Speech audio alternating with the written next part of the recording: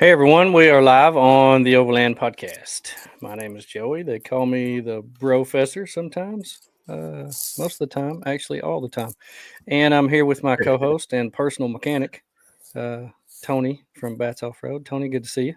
Good to see you, buddy. How are How's you? the see the Jeep behind you? How's it doing? How's the death wobble? It's I don't know, making some improvements, but it's not cured. I'm gonna So have it to do a pretty significant upgrade, I think. so it's not like, is it still death wobble, or is it like coma wobble now? Is it better? Yeah, it's a little bit better. I mean, I so the last trip of coming back from that snow trip 2 weeks ago with Yeah. Benji and Caleb, I had a pretty significant instance there where it was wobbling real bad. And when I got home, I kind of started thinking, my steering wheel was crooked. After being in the ditch for Yeah.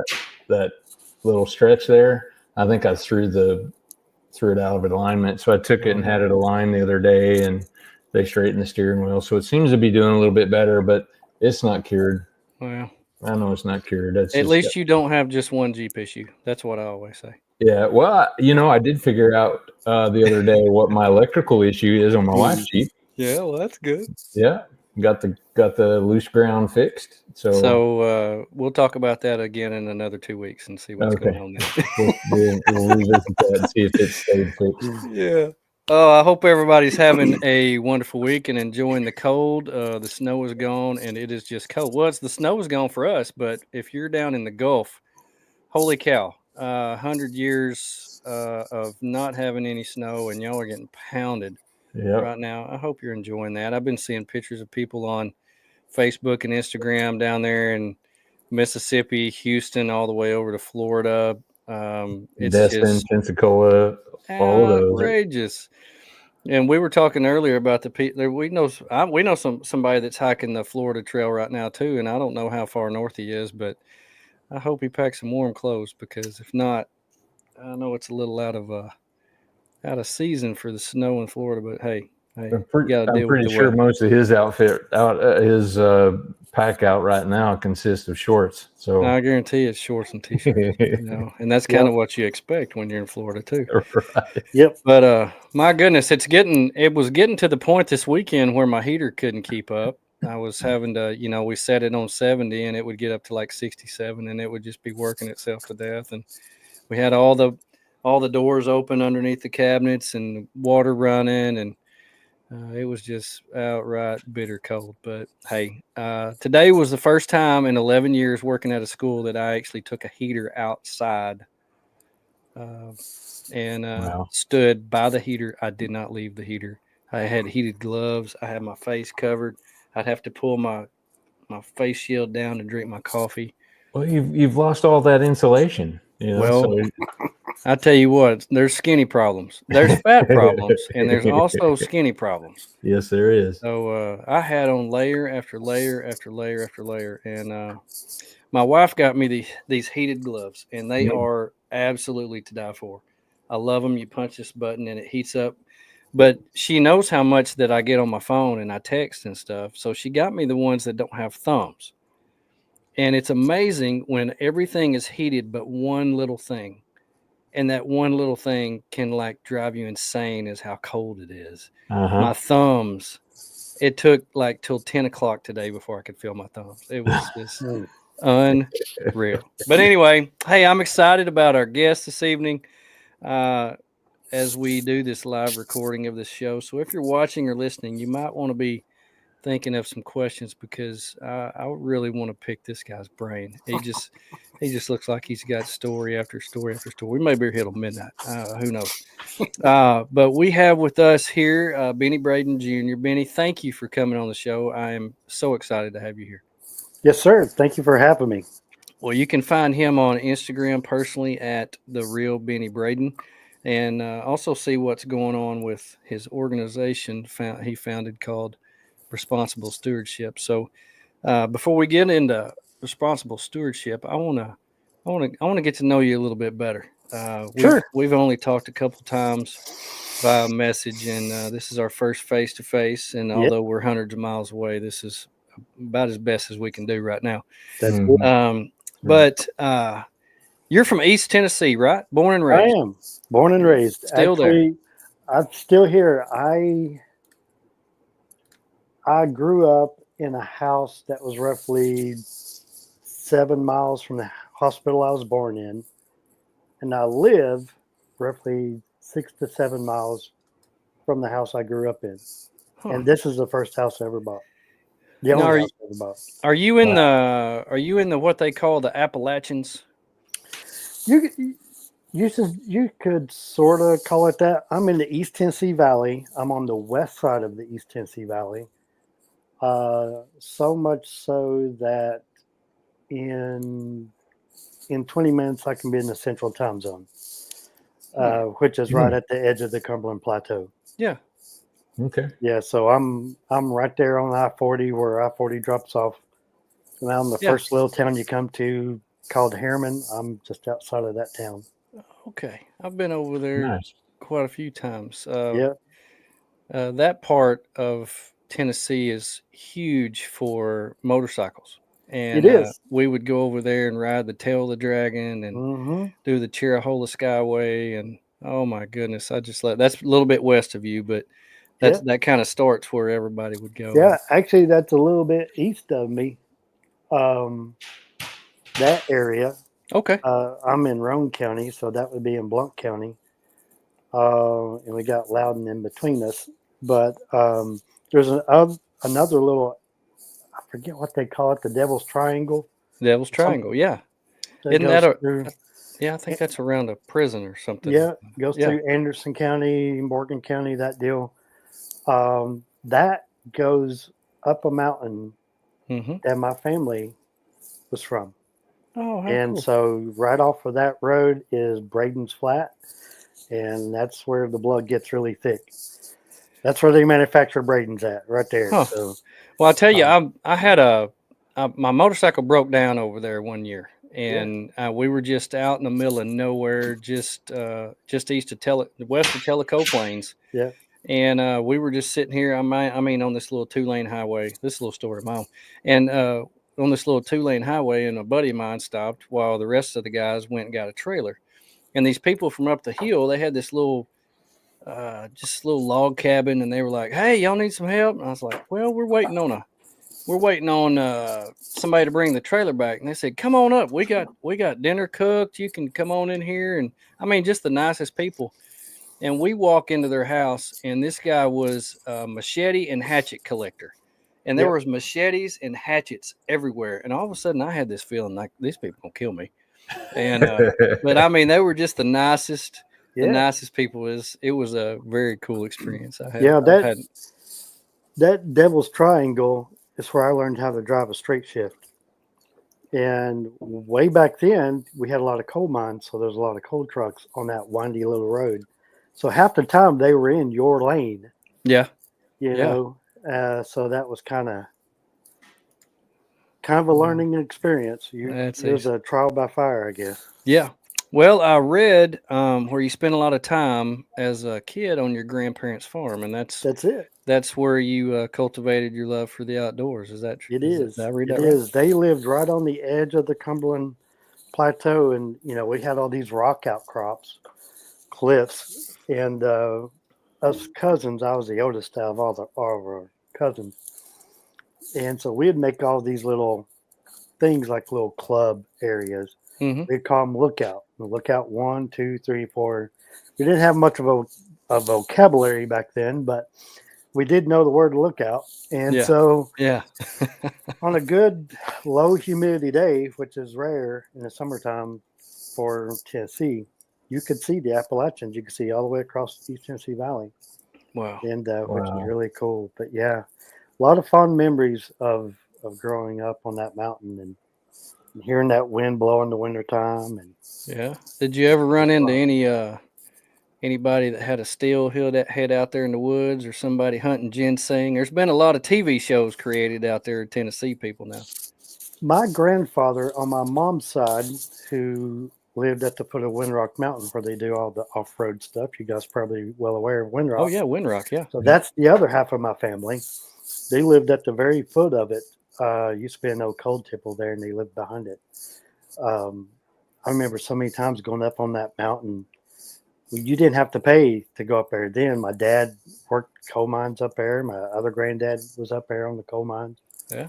And so we all just, I remember going up there so many times. It was really crazy to what it is now. Um, but my granddad on my mom's side, he used to hunt ginseng all the time. And Oh, I really? remember going to their place and he'd have a pan of it Uh-huh. drying out in the stove, you know. That's The so moonshine interesting. stills, I knew quite a few people over on New River who had moonshine stills. That's so And interesting. So interesting. I find that the history of that fascinating. yeah, And the way that they used to. Of course, you were kind of on the other side of the law. You were a volunteer firefighter, rescue diver, EMT. What got you into public service? I came across the wreck. It had just happened. In fact, the car was on its top and still moving when Oh, I wow. came around the corner. So it had just happened. I thought Wow. someone had laid it there and the wind was blowing. My brain just wasn't computing what I was seeing. Huh. And the closer I got to it, I seen that people were still in it. So I got out, and of course, I had no idea what to do. And I had just moved here, and um, so I'd reached out to a cousin of mine who was with the local fire department and started volunteering. And that just grew in from doing just the volunteer fire department to joining my local rescue squad and becoming an EMT and then being a rescue diver and then teaching vehicle extrication to really all the departments in the county at that time. That's So cool. yeah, it kind of escalated quickly, and then I Yeah. started teaching swiftwater rescue for the Tennessee Association of Rescue Squads, which governs every rescue squad in every county in the state of Tennessee. Hmm. And so we taught with them for quite a few, over 10 years, and basically law enforcement, EMS, fire, anybody. Hmm. We taught them how to do flood type rescue safely. And so that was interesting. And then you're also on a statewide water rescue team as part of that, and a lot of fond memories, you know, Yeah. doing that kind of stuff. But also a lot of things you wish you could forget Yeah. at the same time. I'm with you. I'm with you. I'm right there. I'm a police officer full time. I Yeah, don't know if you know that, but no, didn't know that.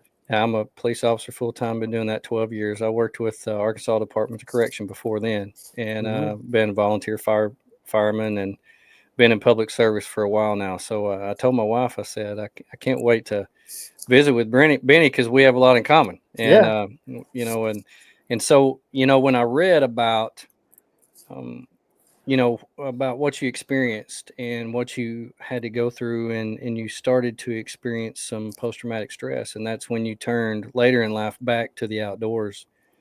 um, and you stated to one of the people that you talked to that was the outdoors was a way to let you clean off your desk. What did you mean by yes, this? yeah. Shortly after I had gotten completely out of the first responder field, I had my own traumatic experience, and it set a lot of things in motion. Because until then, you know how it is. We're from the age of out of sight, out of mind, Right. right? Yeah. And Mhm. so also suck it up, man up, Yeah. whatever Yeah. the thing was at the time. And so you didn't talk about it. You just Mm. put it away and think it's okay. And I had my own traumatic experience, and that released the dam of Mm. all that, and it came rushing in, and it's just like going through a slideshow of everything just Hmm. over and over and over. And Yeah. um, it, it was a few rough years for sure. Um, but I got connected with Reboot Recovery, a nonprofit out of Middle Tennessee that offers healing trauma courses for military and first responder and their spouses for free. Mm. And so I started going through their course, and I've been through it 10 different times. Go in for refreshers because, the longest I've gone without an episode has been 1,600 plus days. And then I had an episode, and it was a good one too. And so it's one of those things that helped me realize that this is probably something I'm never going to be able to shake, but I should, be taking care of myself and be doing like what I need to be doing, and keep doing these courses because it's good refresher, good. It took me 8 times to go through it completely.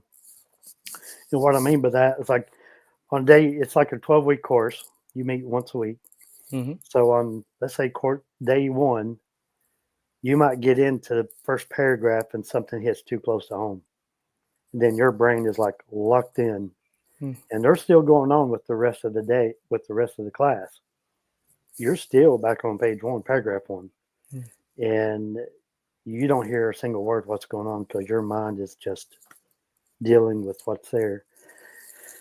And, it goes on and goes on. And then you go through the next course, the next cycle, and you go through that first class and you make it to paragraph 2 or 3. And you're like, hey, is this a new curriculum?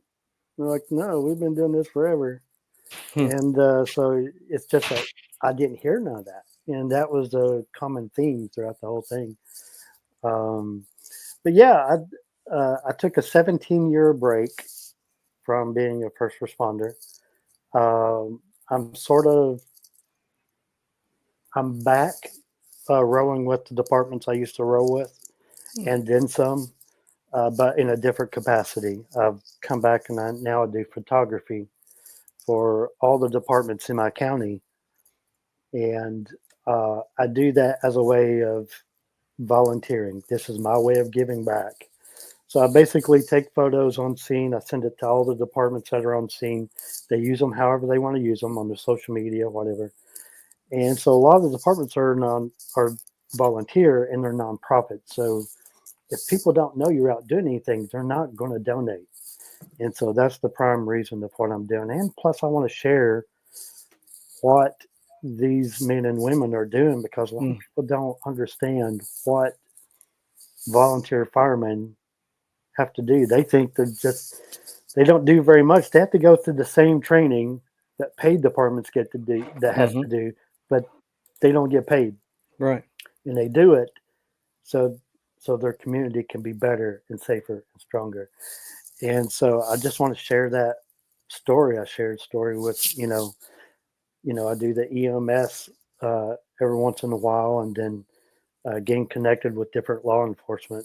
And one of the things I do too that I don't share on my social media typically is I do funerals for first responders. And when I take those images, that is just for the family and for the department. That's it.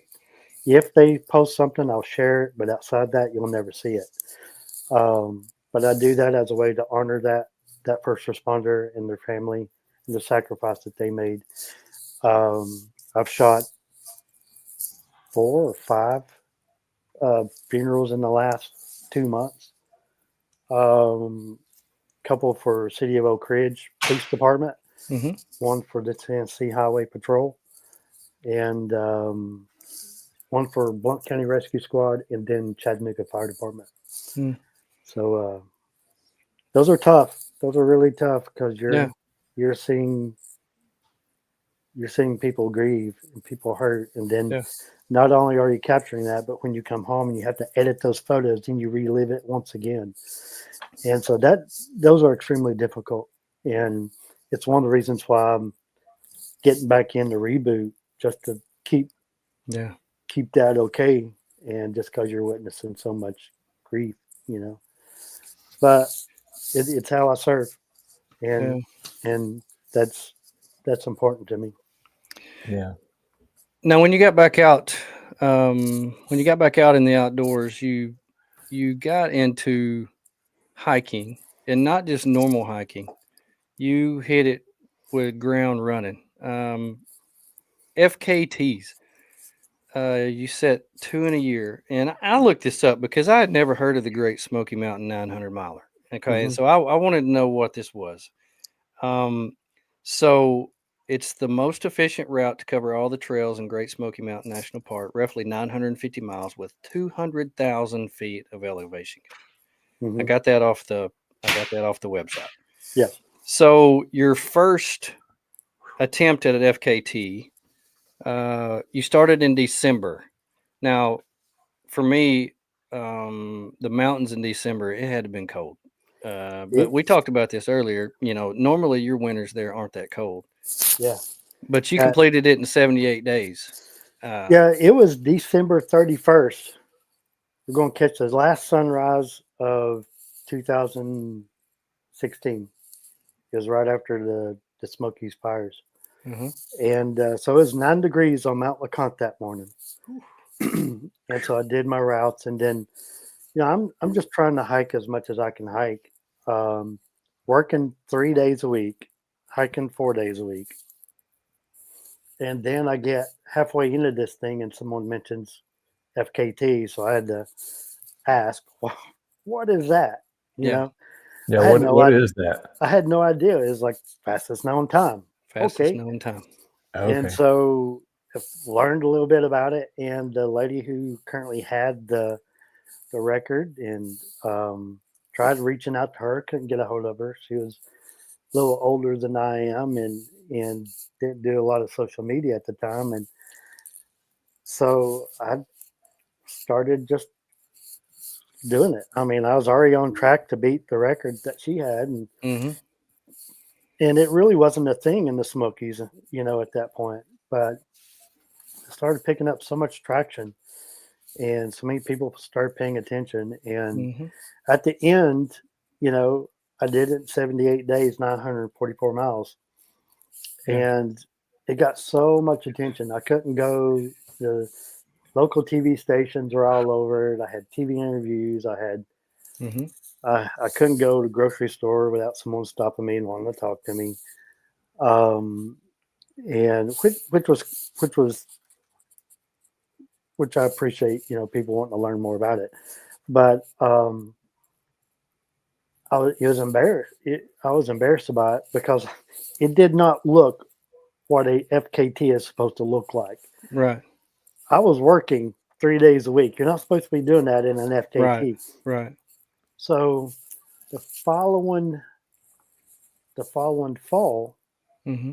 I came October. back to do it again, and this time I stayed in the woods, and I brought that mileage down to 924,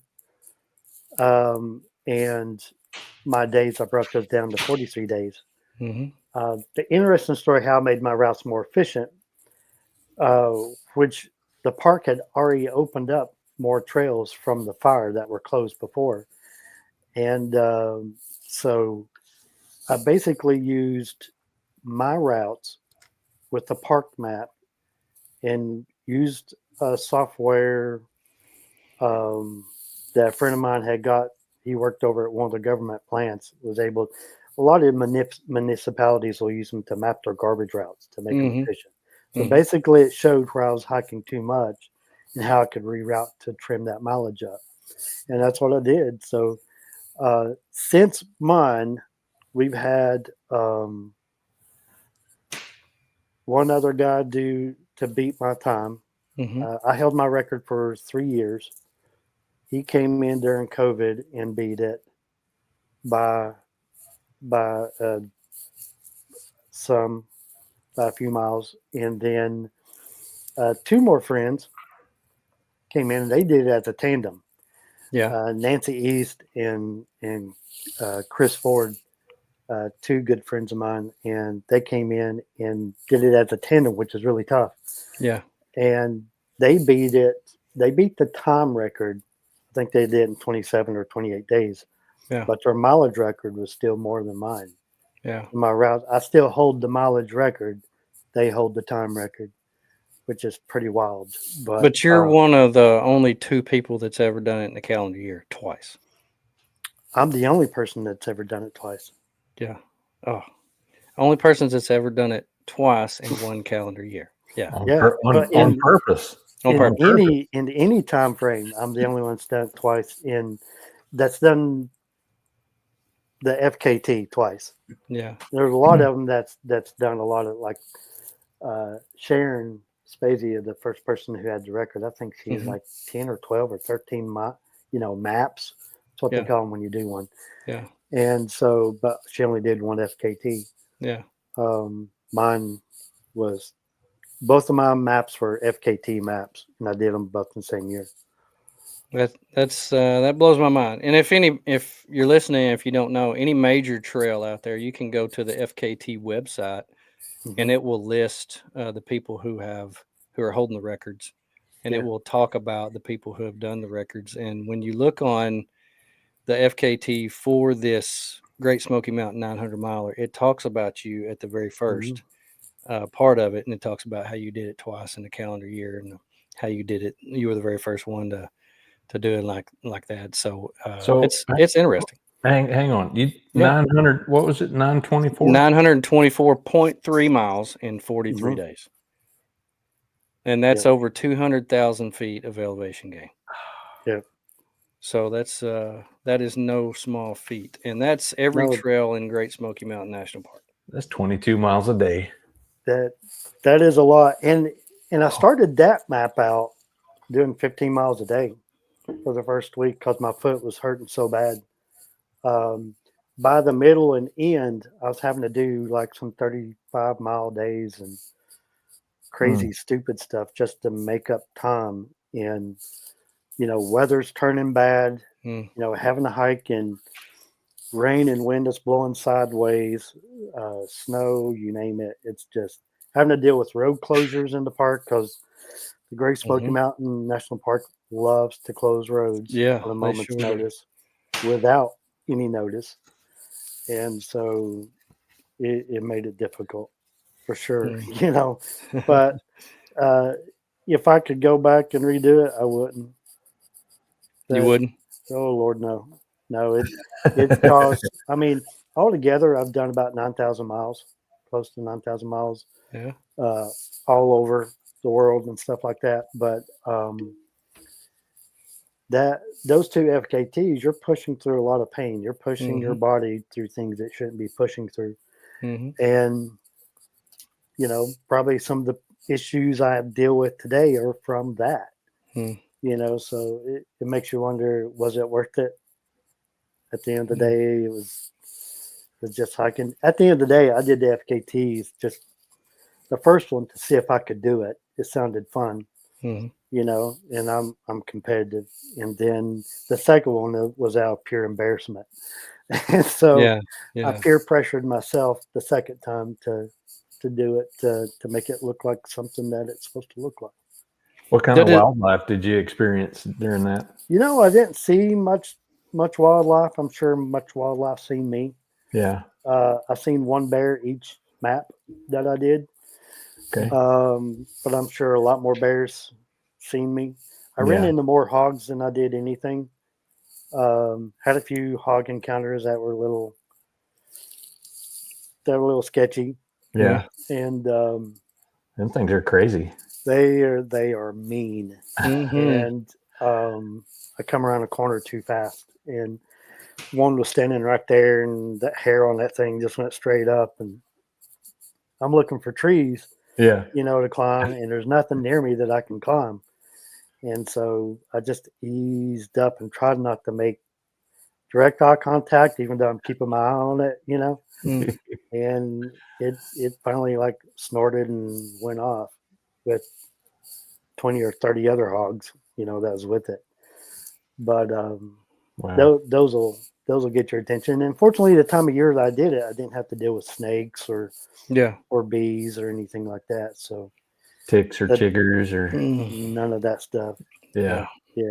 No, usually the worst nightmares on trails are if it's in the late fall or in the fall, you deal with yellow jackets that are buried in the ground next to the trail. So you have to deal with those. Sometimes some snakes, rattlesnakes, things like that. But outside that, you don't have to. There's really not anything else other than a hog. I don't Yeah. really look at bears as a threat. I mean, you do what you're supposed to do with your food. You won't. I got into some yellow jackets one time. I guess it was south of Pigeon Forge. What's that? There's a kind of a historical place there. It's a big loop. Cage Cove. Cage Cove. Yeah, it's in the park.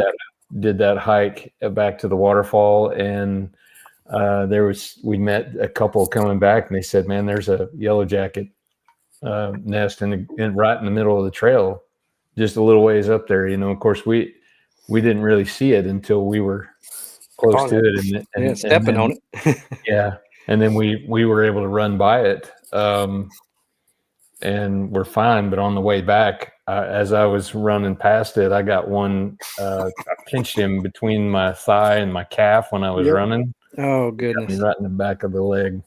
I'll tell you a funny story real quick. Me and a buddy of mine, Ted Poindexter, used to go by Stick. Had a blog, Stick's blog, all that. Really big into ultralight backpacking way back in the day. And him and I were doing a section on the Appalachian Trail. I think the section just above Hot Springs, maybe. And we're hiking along, and he's in front of me, maybe about 20 yards, 30 yards. And I see him stop. And I see him looking down, straight down. And I see him grab his pole. Before I could say no, he stabs it. It's a yellow jacket's nest in the middle of the trail. Oh goodness! And coming out of it, so he was curious if it was alive. It was alive. Oh no! And so they come bowling out. He takes off running. Now I have to go off trail just to get around this thing. And man, that was just such a wild experience. I was laughing. I was mad, but I was laughing because we survived it. Yeah. And it's kind of one of those things you see it happening in slow motion. Yeah. It's like, no. Oh, well, you've done some pretty cool hikes. You did a coast to coast in Scotland. You said earlier while we were off air that you did part of the John Muir Trail. What are some of the highlights back when you were hitting the trails pretty hard? What were some of your favorites? I've done, doing the coast to coast across Scotland was really beautiful. I could do Scotland every year. I've made it 3/4 of the way across Scotland the second time before hurting my foot. And then the last time I went to Scotland, we just hit like the 6 highest peaks or some of those, which was pretty cool. I was still dealing with a very severe injury. And on that hike was whenever I decided not to ever hike again. I was like done. Yeah. Which I'm kind of coming back off that a little bit. But it was rough. My pain level was like 12 on the scale, and I don't have. I feel like I have a very high pain tolerance. Like I used to get kidney stones a lot, and just like I wouldn't know I had them until it was time to go use the bathroom. But man, I was crying with it. I was in so much pain. I took a hard fall on that trip, and the rest of the crew, they're up in front of me, almost 100 yards. Nobody has a clue. I've bit the dust, and I landed hard on some rocks, and I'm just laying there, just taking an internal inventory of what's hurt, what's not, and all that, and feeling sorry for myself and all that good stuff. But that was a rough one. That was one that I really hate going on group hikes now because of that hike. Just the dynamic, I was hurt and ended up hiking by myself. I flew halfway across the world to go on a group hike to hike by myself. And so it was more of a pity party for me, but I was doing the best I could with what I had. And just decided is probably time to hang up the trail runners, And but yeah, Scotland is amazing. I could do it every year. How long is that trail? It's not a particular trail. We would just do routes across. And Scotland, they have the Right to Roam Act. So, I mean, you can Mm-hmm. go across anybody's property. Mm-hmm. You know, you can camp and all that. You just can't be so close to their home. Mm-hmm. And you got to respect the property as you go across it. And which is amazing. Here in the United States, you go across somebody's property, you're going to get shot. Uh-huh. Yeah. And so that's just because people don't respect other people's property. Exactly. And, but it, you know, we would go through the Highlands. And we'd get all these little villages, and every village has a hostel, and every Mm-hmm. hostel is above a pub. So basically, you're pub to pub to pub to pub, Pub hopping. and, Yeah. which is really cool. I remember one time in Edinburgh, we stopped and had some scotch and some beers at a pub that was built in 1630 something, 1635 or something. My goodness. Man, it's just there's something about over there that's just hits differently. Yeah. You can ride a train or bus anywhere you want to go in the country, and it's just so beautiful. Mm-hmm. But yeah, Scotland's cool. I did a group hike a few years ago in Turkey. We did 90 miles along the coast of the Black Sea in Turkey, Mm-hmm. and ended in Istanbul, which was an amazing experience. People there, every little village we went into, people were bringing us food, buying us food. They were the first to say hello in their language, and you know, we would come across these people, and they would be making tea. They'd have like these kettle things, and they'd make tea, and they'd make us tea right on the spot. And with our group, we all bought food, but we shared all of our food. So you got to eat a mixture of a lot of different things. Yeah. So we'd throw these potatoes into the fire and let them cook and just cut all the burnt off of the outside. And then we'd have all this smoked meat that we'd hang over the fire. Mm-hmm. And it was 6 Frenchmen, 3 Americans, and 1 Bulgarian. And the one from Bulgaria, he carried a jar of moonshine made out of apricots that his grandfather made. Oh my Wow. goodness. So he Wow. passed that around one night, so I got to test that. And but it was really cool. It was a cool experience. Definitely makes you look at humanity a lot different. Yeah. I wasn't thrilled with Istanbul. Super big. Yeah. Not Lots of people. anything like what we were dealing with in the villages. Yeah. But I've done the John Muir Trail twice here in the States. Mm-hmm. Probably one of my favorite trails. I typically like to be up. People hike it in the summertime. I like doing it in August. Less mosquitoes. But basically, I typically would do it northbound. So I would go from like Horseshoe Meadows up to Whitney and then over to Yosemite and out at Happy Isle. And surrounded by granite. It's just so beautiful. You got all these lakes, which are ponds to us, but they call them lakes out there. Right. So every day you can jump in and take you a bath and knock off all the dirt and sweat.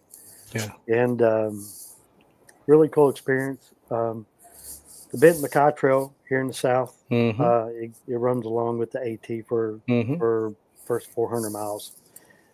It's pretty cool. The Bartram Trail is a nice hidden secret. It's not a secret. It's a nice little trail, edge of the North Carolina, South Carolina border, all the way up to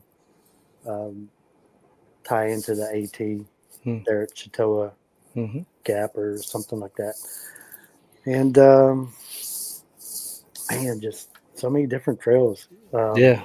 Did some trails up in Alaska whenever we were up there to help film a documentary that never made it to air. Then, of course, you know, you can't forget Highline. Yeah. Got to do Highline in the Long Trail. Highline was pretty cool. That was a good filming project. That's where I learned how to use a camera a little bit, you know. Yeah. Our camera guy had an issue, so they turned around and handed me the camera, and I learned several of my images are in that film. which Yeah. is pretty Wow. cool. Yeah. Well, if you scroll through your Instagram, you get a plethora of pictures that you like to take. Anything from old boats in Scotland to police, fire, and then you've got one that we used to advertise for the. That was one of my favorite ones. That's why I chose that one. But you've got an English chocolate lab called Hoss Yeah. that you say that you're training to be a PTS service dog. How does he help you? He is going to be trained to smell my cortisol levels. And so whenever my cortisol levels get too high, meaning I'm being anxious or anxiety, he's to get my attention and basically divert my attention from whatever is bothering me to him. And so, one of his, occasionally, I think he's kind of picking up on it because there's a few times I'll get just a little bit anxious and he watches me a lot. Like he never, I got him put up in the kennel right now or he'd be walking around making a bunch of noise. But he watches me. He goes in every room I go in. I can't go to the bathroom without him. Guess I need supervision. That's great. But if I'm sitting on the couch or something, he'll just plop his paw on me. He's got those big old paws and he's still growing. He's like a 17-month-old, 60-pound pup, and so he still has a lot of puppy in him, and so he gets too excited when he sees other people, and he sees other dogs because he thinks everybody's there to play. Trying to train him whenever his vest is on that it's time to work. Yeah, and when his vest is off, he can do whatever he wants to do. But it's very tough. The organization I'm going through is called TADSAW. Train a Dog, Save a Warrior. And so they have a division where they do first responders. And they do it. They train me because I'm help training Haas. But they help train me. The trainer is training me and Haas both. And it can get overwhelming for me to do some of that sometimes because he's still like too excited that the trainer's in the room, Yeah. And so that stresses me out. And so, it's just one of those things that we're navigating that. And he's been doing good though, without the distractions, and he's spot on. Yeah. I mean, he follows command, does really good, loves to travel. I've taken him out to Arizona to visit my buddy Nick and his wife Jessica, and out to Tyler, Texas to visit my son. Yeah. He likes to travel. That's cool. Yeah, he does pretty good. So getting out into nature, it's amazing how this progressed in your life. You go through post-traumatic stress, you get outside, and then you realize and you see how the land's being treated. And so you went out on your own, started doing cleanups, and actually helped a nonprofit called Save Our Smokies. And then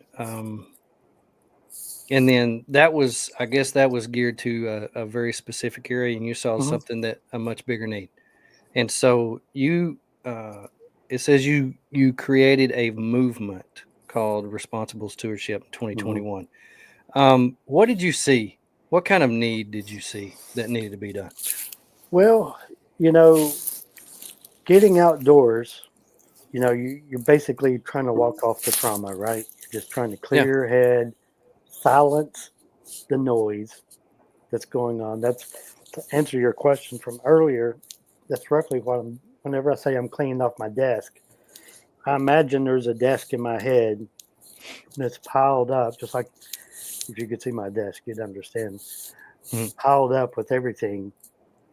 And you take one of those images out of it and you process that in order to move on and be able to file it where it needs to go, because everything is just a jumbled mess. And the way the brain works with trauma, it'll cut out sections of time that are traumatizing to you. Sometimes it takes more than what it needs to.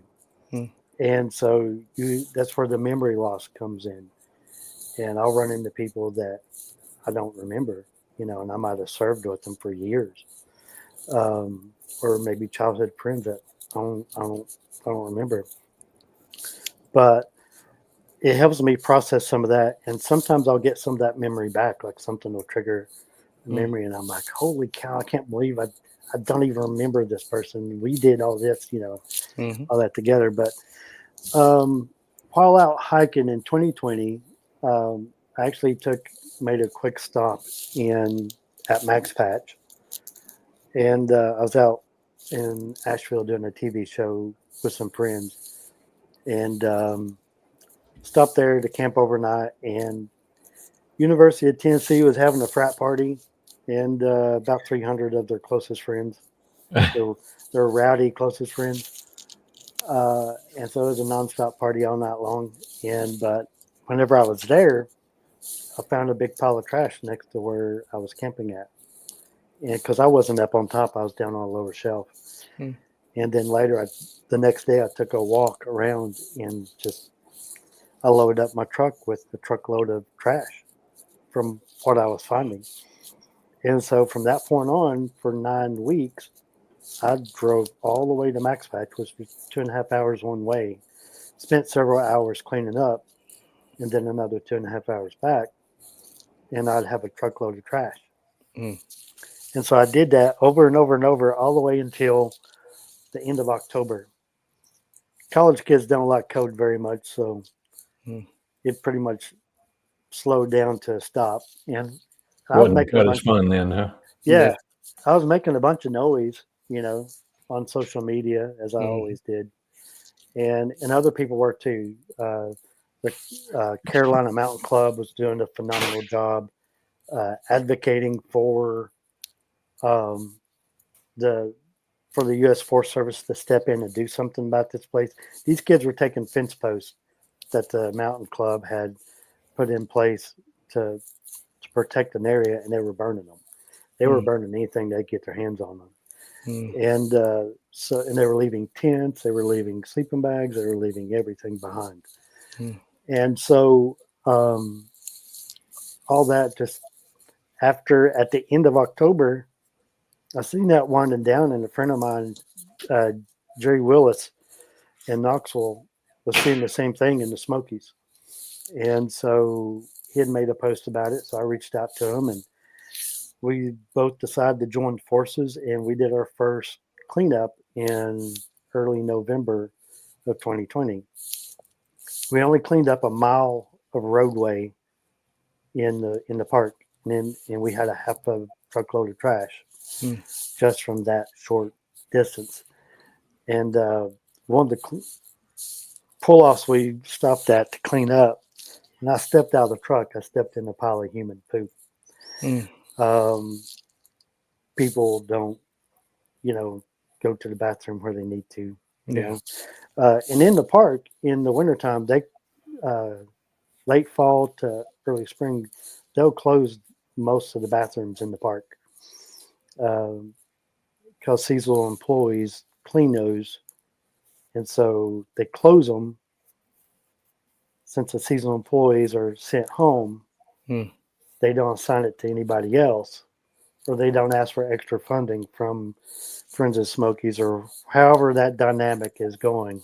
It doesn't work because we have re- recovered that stuff in streams Mm. and ditches, parking lot after parking lot after parking lot. We've documented it, and we've been advocating for the park to keep those bathrooms open because it's a year-round park, Yeah. and therefore people are still going to go. Yeah. And hopefully one of these days um, that'll change. Mm. But yeah, I helped Jerry get SOS up and running.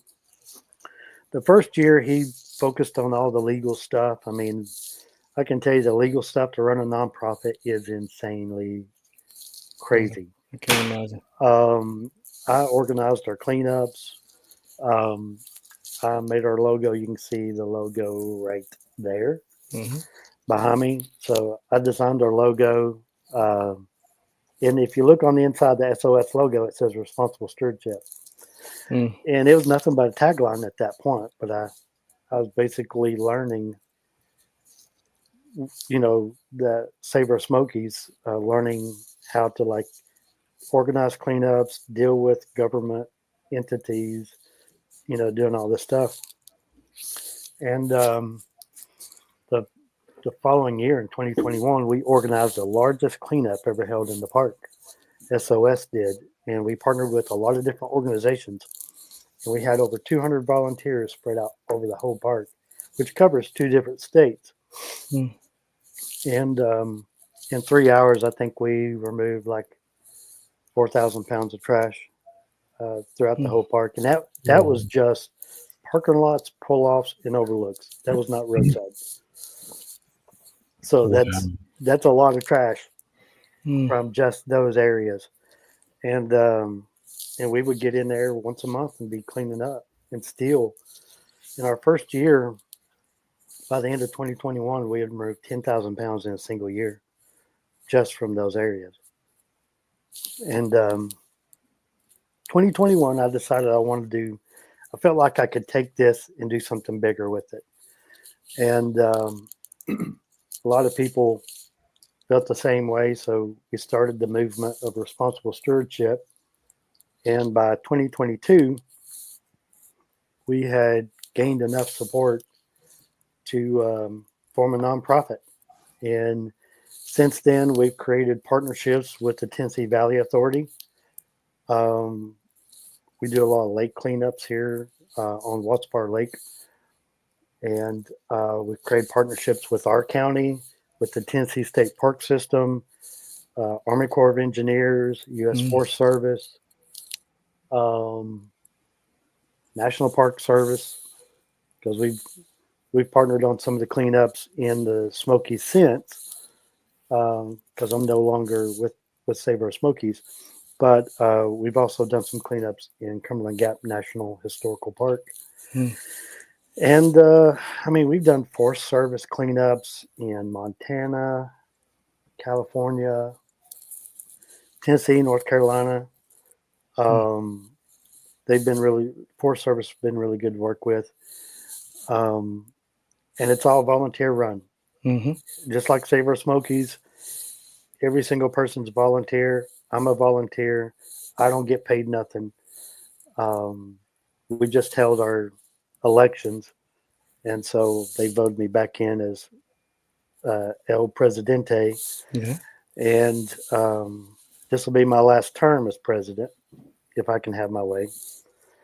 And because I want to see it grow, and I want new blood in there, and I want new ideas, and that's how you get things to grow. So our vice president is Mackenzie Smith from out in Utah. Phenomenal steward. She does an amazing job. She's also one of our team leaders, and I'm hoping that she'll make a good president when my time has come in 2 years. But until then, we're still going to be cleaning up and trying to do what we can for our public lands, and just try to spread the word and just make people more aware of what makes responsible stewardship different than leave no trace, because we get that a lot. We get a lot of comparisons. I bet. There is no comparison. Leave no trace is, they pay all their CEOs and everything else. We don't get paid. We're all volunteer. You pay for some of the Leave No Trace programs. You don't pay for any of our programs. All of our stuff is always free.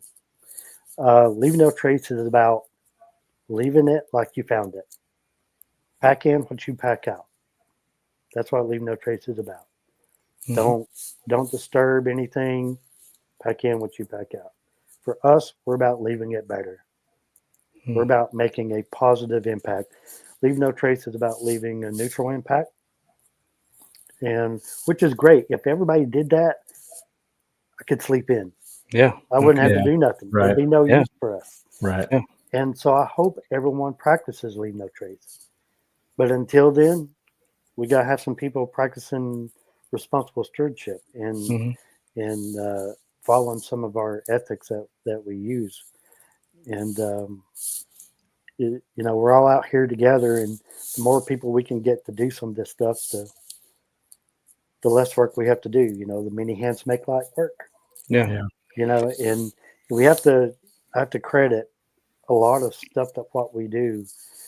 Um, One of our board members, Brian Bell from Richmond, Virginia, he runs a nonprofit called Keep Virginia Cozy. So we've adopted a lot of his stuff, and he's really guided us along the way and helped get our footing, not only with Save Our Smokies, but with RS. And he's been very influential in our success and how we do some things. Wow. Well, I love what you're doing, and I've followed responsible stewardship for several years now, and I love the stats that are actually on the website. Mm-hmm. Responsiblestewardship.org. I've got that scrolling across the bottom. I invite you Yep. to go look at that. There's a whole lot of information on there, a lot of free information. But since 2022, since you have become a nonprofit, you have removed 314,658 pounds of trash, and that's growing Yes, sir. pretty much each and every day. You've organized countless cleanups. You've removed thousands of pounds of tires, Mm-hmm. and it's just amazing what you've done. And I love, you gave a comparison about leave no trace. Leave no trace is pretty much just about principles, but you are actually doing something, and We are, that's what I love. yeah, we are Yeah. action based. It's all about getting your hands dirty and doing the work because you lead by example. Yeah. What do you hope to Mhm. see in 2025 with Ooh. responsible stewardship? Uh, I hope um, to see our program grow. New team leaders, new ambassadors, all across the United States. I love to see people sharing what they're doing. And one of the things that we do, if you find an area that you want to clean up, but you don't have, you know, the knowledge of how to do it, how do I do this, how do I pay for this, we help you through that step. If you need gloves, we'll send you gloves. If you need bags, we'll send you bags. Mm. We try to support financially and with education anybody that wants to do a cleanup in their area across the United States. We want to support that, and we want to remove the boundary of it's too expensive. Yeah. Like it's going to cost me too much to dispose of it because my state requires me to pay so much for disposal, and I can't Mm. afford that. Yeah. We Mm. won't take care of that, and How we'll help pay for that. so what can people do? What can people do to get involved and make a difference? They can just simply find places in their community and that a little bit trashed up and start cleaning it up. If they don't know how to, we'll help teach them. Mm. If they need uh, materials, supplies, we'll provide it. And our gloves that we send out are reusable gloves, so they just wash them afterwards and use them again. And Wow. and we'll teach them how to partner with local businesses to help Mm. support their efforts. And who knows, they might decide to start a nonprofit as well and go Mm. off into that area, or they might decide to be a team leader and lead cleanups in their area, and we support that 100%. Mm. If they got to rent a dumpster, or if they've got to do whatever it is, we figure out how to do that and help fund it and all that stuff. At the end of the day, we want to see you active in your community. The only way your community is going to be better is if you get involved. Yeah. That's Yeah. it. Yeah. You can't wait for someone else to do it because it'll never get done. But that's our goal, is to see our team leaders grow. We got team leaders across the country. We've had people picking up trash in Patagonia, in Mm. Taiwan, in Scotland, um, and just all across the U.S. I want to see that grow and expand. and just people wanting to take back their community, because here in the South, we have a problem with illegal dump sites. Yeah. That's what we focus on the most here, because it has the biggest impact, negative impact on our water quality and everything else. So we try to eliminate those. And a lot of times it's 2,000-3,000 pounds of trash at a time. And we're having to load up trailers, trucks, everything else. And a lot of times when we find places like that, we can contact our local county governments and they'll take that trash at no extra cost. We document it, we show them what we found, where we found it, and we weigh everything, because we weigh everything that we pick up because we want an accurate number to share. Yeah. If you look at Keep America Beautiful, no thing against them, but it's 20 pounds a bag, and for us, we have rarely picked up a bag that was 20 pounds. Yeah. Right. That was, most of your bags are under 20 pounds. Some of them are a little more than 20 pounds, but we want an accurate number to share. And because I don't want to mislead nobody in this deal, and as long as we can keep this thing all volunteer and all that, that's what we want to do. Because if you're wanting to donate to RS, then you'd like to know that your donation money is going to go to what you want it to go for, not to pad a salary or whatever. There's no salaries paid here. I don't even reimburse myself gas money. That's my donation. And so for me, I want to see that money turn around and be used for something, to make something used for what it's supposed to be used for. We have been looking at getting a boat, but we haven't settled on that yet. Yeah. Well, I want to encourage everybody out there to visit the website. There's places on there where you can join a cleanup. There's places on there where you can get involved. They have educational material if you want to, and you can also contact them if you have questions or anything about. They'll be glad to help you and work with you and get you involved in that. I love this because even in the overland community with those who are vehicle-based travel, we have dealt with this for years. Every campsite we go to is littered with trash. All the forest roads are littered with trash. And, it's one of those things that you have to take the initiative out there. Instead of griping about it, do something about it. Yeah. It's you have to, and that's how you make a difference. Griping about it won't do any good. Posting about it on Facebook won't do any good, because the people who are doing it, they're not your Facebook friends. So just get out there and do something about it. And that's why I wanted to get on here, because we can all learn from each other.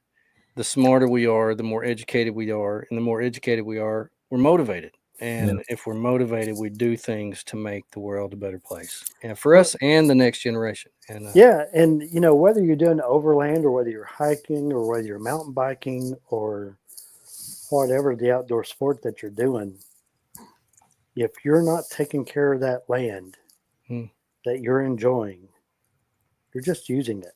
Yeah. You're not doing anything to take care of it. So if you do nothing to take care of it, how long is it going to be around for you?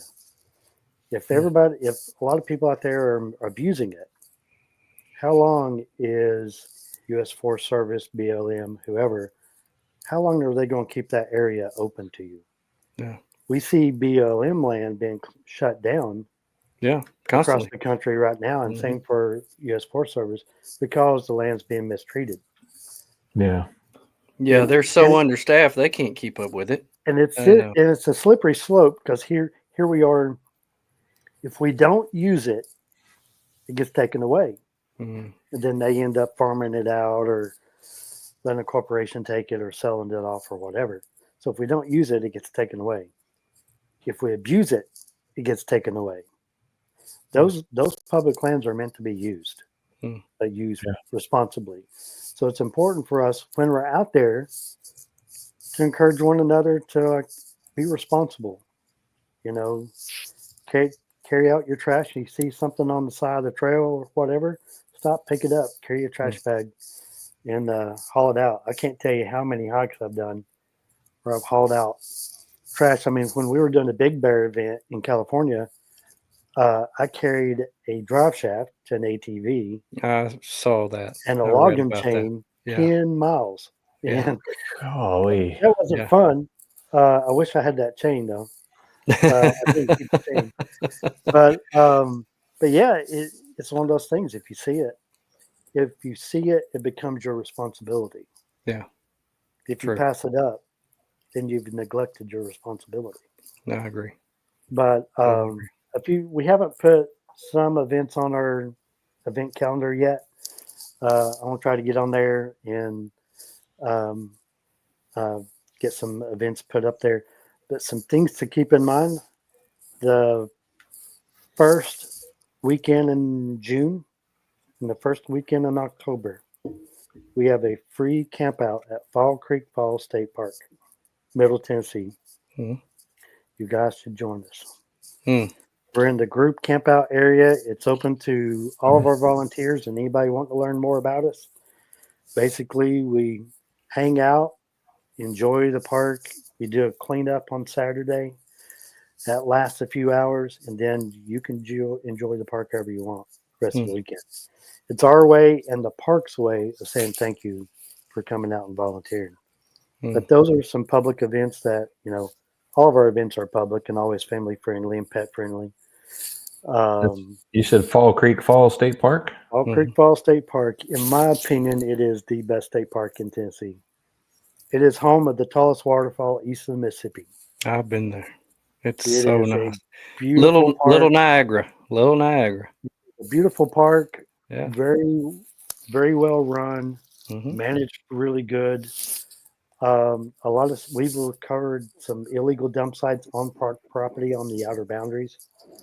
And so sometimes we'll go and scour the outer boundary just to make sure there's nothing there. Sometimes we'll do a hike to the bottom of the big falls and pull out 40 pounds of trash just from the bottom of the falls. Mm. We'll do whatever, but the park, that is our home state park. That park we call home. That's awesome. They take good care of us. We try to take really good care of them.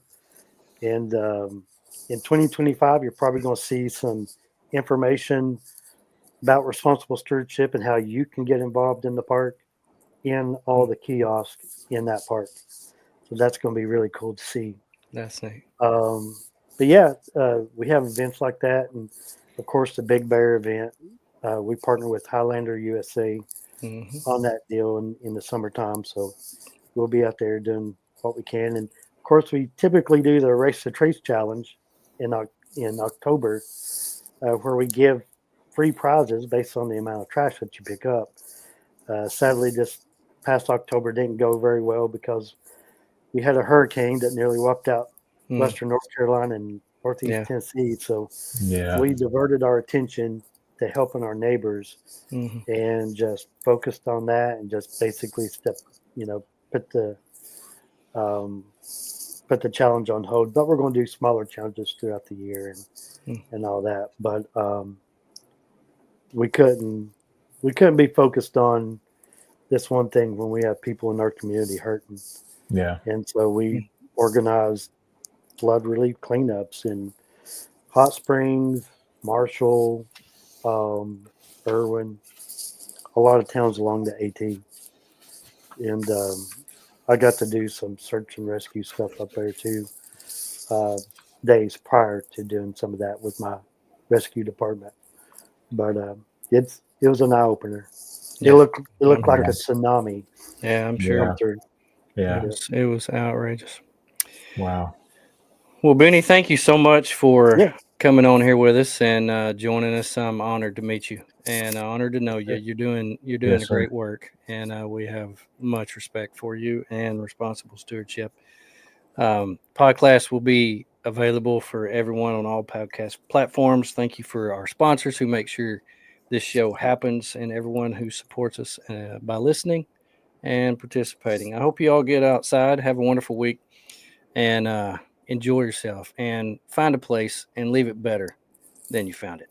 Yeah. Get involved. Don't Yes. just sit back and watch others make a difference. You make a difference. And hope Yep. you have a wonderful week. Benny, thank you so much. We appreciate you. Tony, hope you have an awesome rest of your week, and hope nothing else breaks down before the week. Hey, you too, buddy. Hey, everybody. Have a Good to see wonderful you. week. This has been us. We're out. Look out for number 1. Don't step in Don't number step in 2. number See